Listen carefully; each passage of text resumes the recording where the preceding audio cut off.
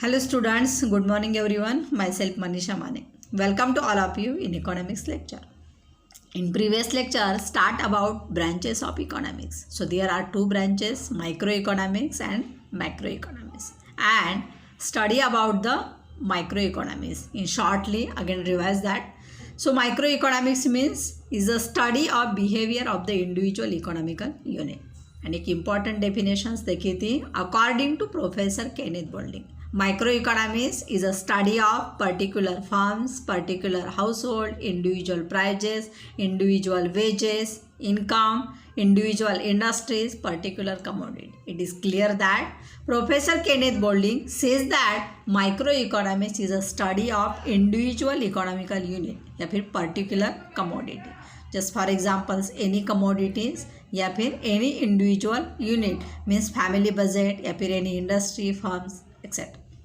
And second important question start about. So this question's name of the basic concept of microeconomics. This is the important questions, important basic concept. So why? Because in your next year, deep study of the microeconomics concept. ठीक है. सो इसके लिए हम लोगों को इस साल ये बेसिक कॉन्सेप्ट बहुत अच्छे से समझने हैं, वो जानना है. तो हम लोगों ने फर्स्ट बेसिक कॉन्सेप्ट देखी थी जिसका नाम था वांट. वांट का मतलब भी देखा था. Want means denote feeling a lack of the satisfaction. Just for example, X person is a thirsty person. He want water. Why? Because lack of the satisfactions. उस पर्सन को प्यास लगी है, वो अभी तो पिया नहीं है. इसका मतलब क्या है? वो लैक ऑफ द सेटिस्फिकेशन है. और उसी रीज़न की वजह से हम लोग क्या बोलते हैं? उसे वांट कहते हैं. किसमें? इकोनॉमिक्स में. उसके साथ हम लोगों ने इकोनॉमिक्स के कई फीचर्स देखे थे, लगभग 6 to 7 point. Today we are going to study about continue basic concept of micro economics. ठीक है. सो हमारा जो फर्स्ट पॉइंट था वांट, इसका ही अभी हम लोग क्लासिफिकेशंस देखते हैं जिसका नाम है classifications of the want. So classified of the want is a 3 point. So first one is the economic and non economic want. So economic want means where the monetary transitions means given the monetary transitions of purchase any commodity. Just for examples, in your house मतलब food, cloth या फिर etc. house etc. any one commodity purchase given the money. So therefore it is also known as the economical want. And second one, non-economic want. So what is non-economic want? Means not given the money transitions. So without money transitions it is free from goods include the non-economic goods. Just for example, sunshine, air etc. ठीक है. जो goods हम लोग बिना पैसे के मिल रहे हैं उस गुड्स को हम लोग नॉन इकोनॉमिक गुड्स कहते हैं. सेकंड वन हमारा पॉइंट है इंडिविजुअल वांट एंड उसके साथ में collective want. So individual want, it is also known as personal want. So individual want means any person which are satisfied. Just for examples, doctors useful for the stethoscope. Lawyer has wearing coat. Teachers has useful for the board, chalk etc. So it is also known as the individual want. So जो भी हम लोग professions देखेंगे या फिर किसी भी regions की वजह से उनका जो इंडिविजुअल्स कमोडिटी का वांट है जो उन्हें सेटिस्फिकेशंस दे रहा है उसे हम लोग क्या बताते हैं? इंडिविजुअल या पर्सनल वांट. ठीक है. उसके साथ में सेकंड वन दिया है collective want. So collective wants means it is also known as social want. सबका मीन्स कई लोगों का या फिर हम लोग एक्चुअली सभी लोगों का देखेंगे जिसे सोशल वांट कहा जाता है. So what is social want? Means any commodity given the satisfactions by socially या फिर explain the collective want.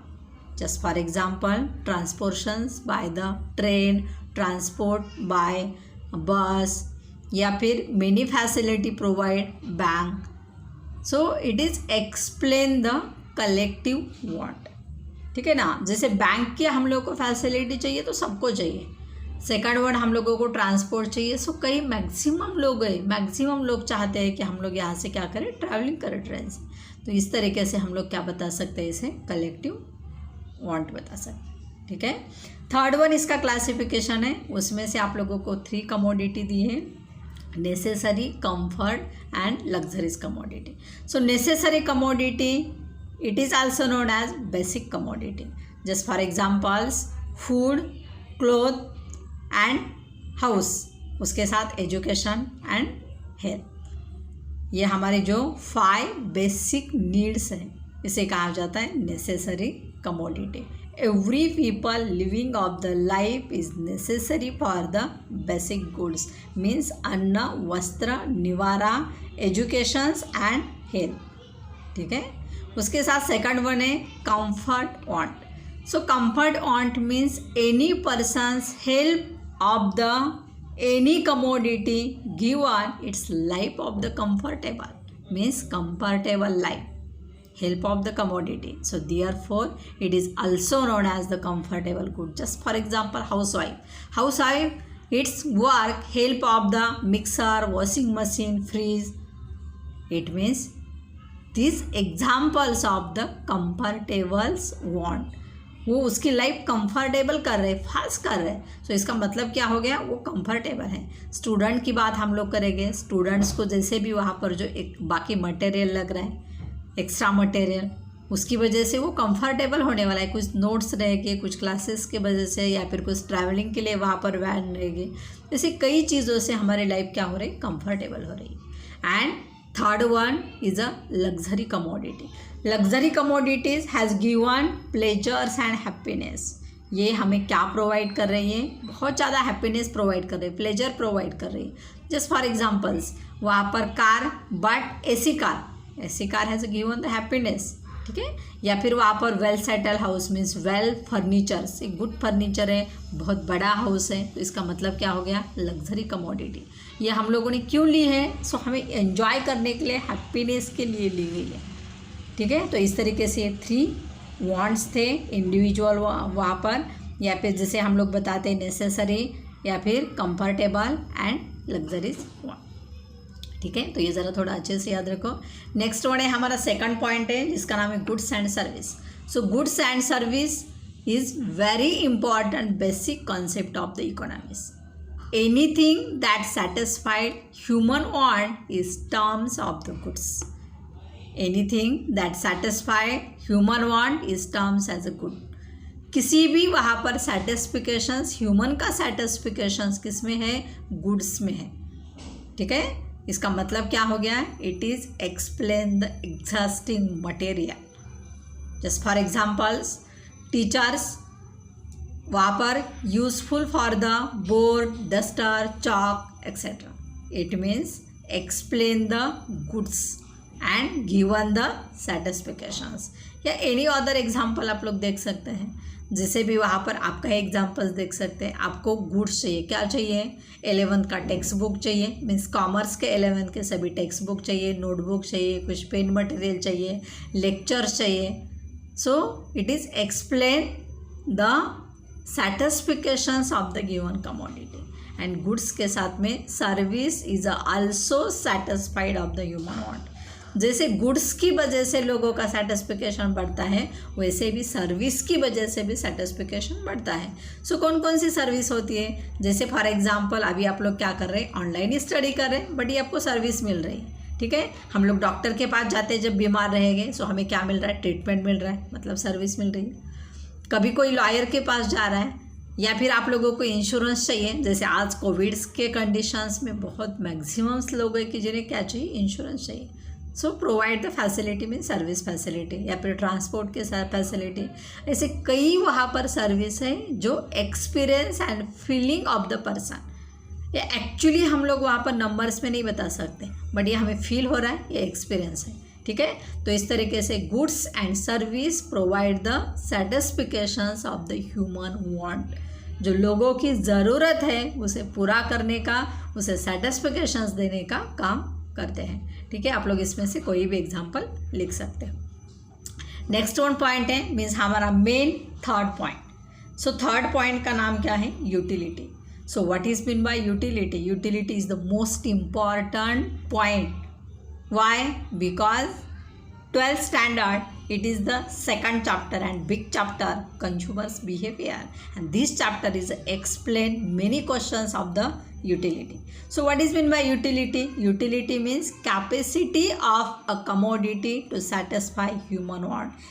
Any commodity has given the satisfactory means satisfactions, so these also known as the utility. And other word, want satisfying power of a commodity, it is also known as the utility. utility का मतलब क्या है? उपयोगिता. हमें जो भी चीज़ उपयोगी है, जो भी कमोडिटी उपयोगी है, वो कमोडिटी हमें क्या देने वाली है? सेटिस्फिकेशंस देने वाली है. सो उस कमोडिटी में सेटिस्फिकेशंस देने की पावर है, इसका मतलब है उसे यूटिलिटी कहा जाता है. ठीक है, ऐसे कई एग्जाम्पल्स आप लोग देख सकते हैं. जैसे हम लोग पर्सन्स द्वारा देखें कि मतलब पर्सन्स के अनुसार चेंज होते हैं, या फिर एक जस्ट फॉर एग्जांपल किसी को क्या करना है? सुसाइड करना है, तो उसे पॉइजन की ज़रूरत है, सो पॉइजन उसे यूटिलिटी दे रहा है.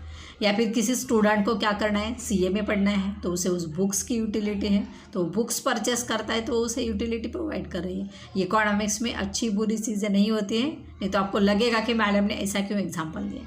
ठीक है, सो आप लोग ड्रिंक का भी एग्जांपल देख सकते हो. हमें कई लोग दिखेंगे आज के डेट में जो मद्यपान कर रहे हैं. क्यों कर रहे हैं? नशे के लिए कर रहे हैं, इंटॉक्सिकेशन के लिए कर रहे हैं, बट उन्हें इंटॉक्सिकेशन देने का काम वो यूटिलिटी मीन्स कमोडिटी कर रही है. तो उसी रीज़न की वजह से उस कमोडिटी में यूटिलिटी है, क्योंकि इकोनॉमिक्स में कोई भी commodity moral, immoral, good, bad ऐसे नहीं होती है.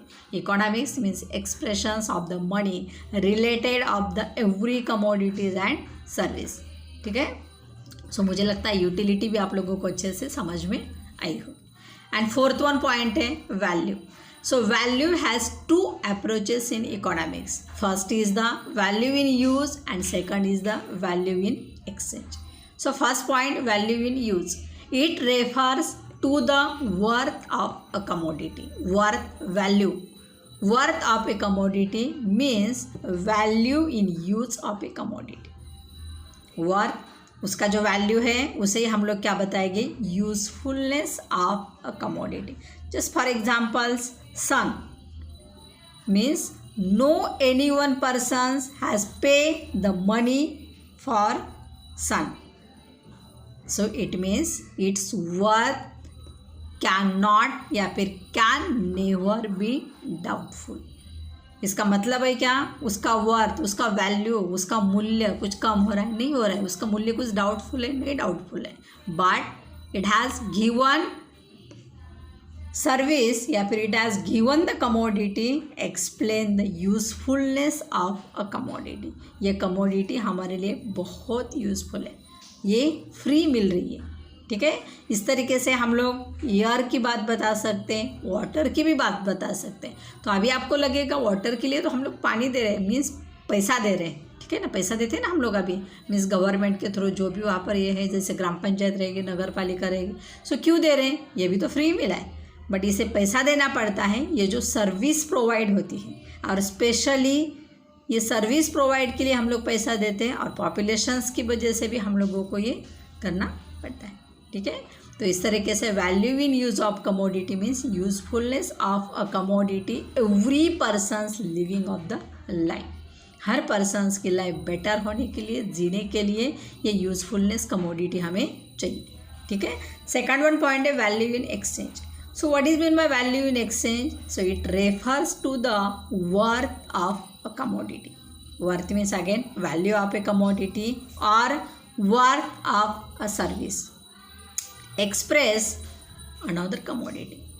जो भी वहाँ पर इसका वर्थ है, जो इसका वैल्यू है, वो क्या करेगी? अनदर कमोडिटी में एक्सप्रेशंस करेगी. And it is also known as the value in exchange of the commodity.